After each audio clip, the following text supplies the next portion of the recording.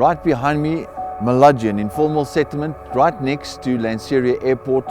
We're on the outskirts of the cradle of mankind here as well. And this community, some of them on their way to work this morning. The children are busy getting ready for school. I've seen people coming and collecting water here. Some of them are walking back from the little spaza shops where they've gone and bought some bread for this morning for breakfast. The fragileness, how fragile life is something that is depicted and seen right behind us every time. These people never thought that when they were born one day, that they'd be born into one of these informal settlements, where life is extremely hard, conditions are extremely harsh, and we're compelled to do what we're doing right here. We're compelled to come out here, and we cannot wait for other people to decide when it's time for them to come and help. We are here because we care. We love these people. We love every person sitting in this place. Yeah, I think what you're saying is very profound. Life is fragile. At the beginning of March this year, these people wouldn't have realized or known that they would be without a job. COVID would hit them at the end of March.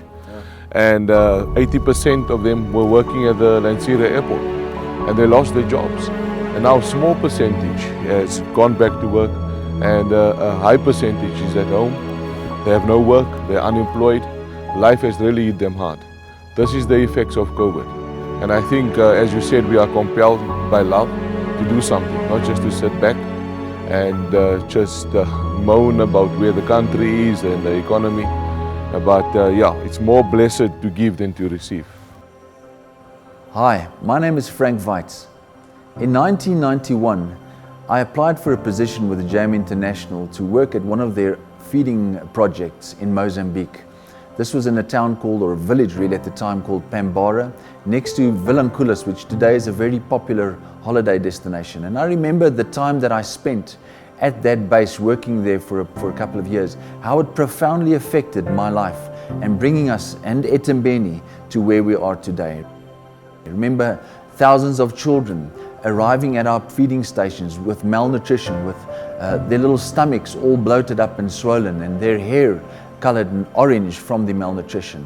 Typical signs of it at the time. And this just after the war in Mozambique and the incredible civil unrest that they had there. Up until today, those images are stuck in my mind.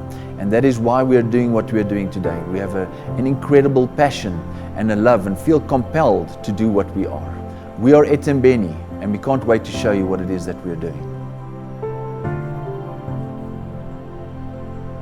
In JV with HEF, we have a couple of things that we're doing at the moment that is really exciting to us. We have a massive aid relief and food distribution project.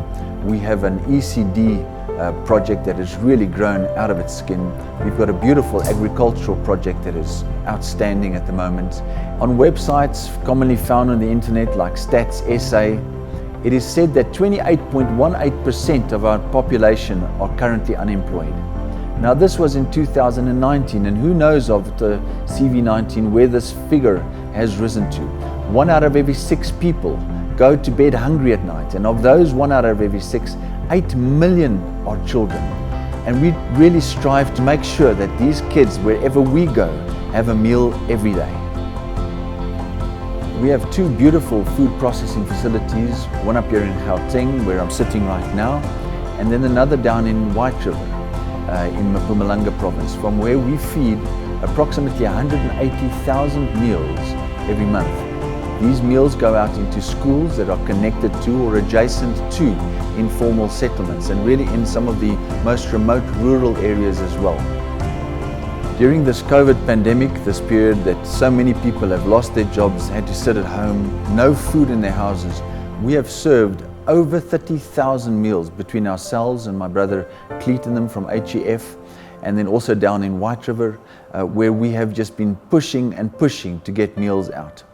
Of that, about 300,000 tons of maize has gone out to families. We're so grateful for the opportunity to have done that. These have been our aid relief efforts during this COVID period.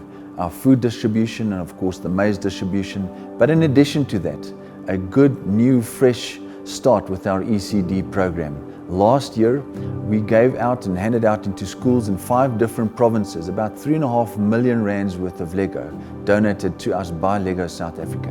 This was a massive start and a launch of our ECD project with absolutely beautiful results in all of the schools where we've been distributing. At the moment, we've got about 30 schools into which our Lego is going and into which our food is going. Our 6-brick system with Lego South Africa has been fantastic, and it's a tremendous success where it's been applied. The children are learning through playing with concrete manipulatives to develop practical skills through exercises and structured little activities that they do in the classrooms. And there's a little booklet and a curriculum, of course, that is attached to this, and the children learn to play individually and also with groups.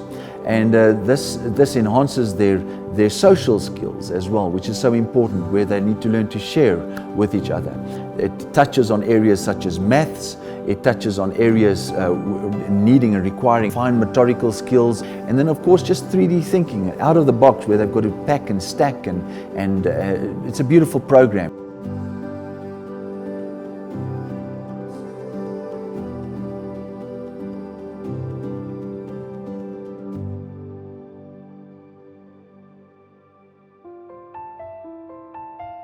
Hi, I'm Cleet Stevens. To plant a seed is to sustain a community. We are excited on what we've achieved thus far with Ethembeni. 160,000 seedlings have been planted. We've harvested just over 10 tons of vegetables this last few months. 80% of our home gardens that we've planted, which is just over 500, has been to single moms. And we've seen how they cherish and look after this. We've seen toddlers and youngsters watering the gardens, harvesting, and 3 things happens. They consume of the vegetables, they sell of the vegetables so they can put some food on the table, and they also help communities around them and people that's in need and destitute. And we've really seen this bring a sense of dignity and pride back and self-worth, because they've lost their jobs, they don't know what the future holds, and to see something that they've planted and watered and come and harvest just brings that sense of joy and self-worth back.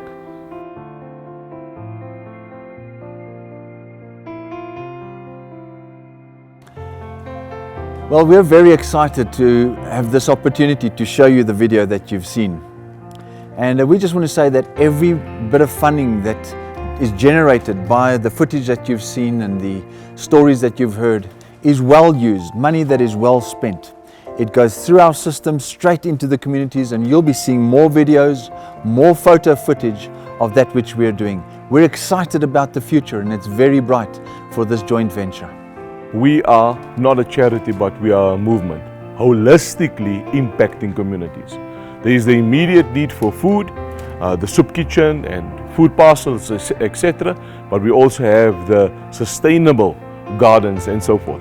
So it's really bringing hope to the hopeless and turning somebody's mess into a message. Yeah, we're excited about that, and just thanks again for watching and spending time watching this video, and please consider the donations that you're thinking about right now.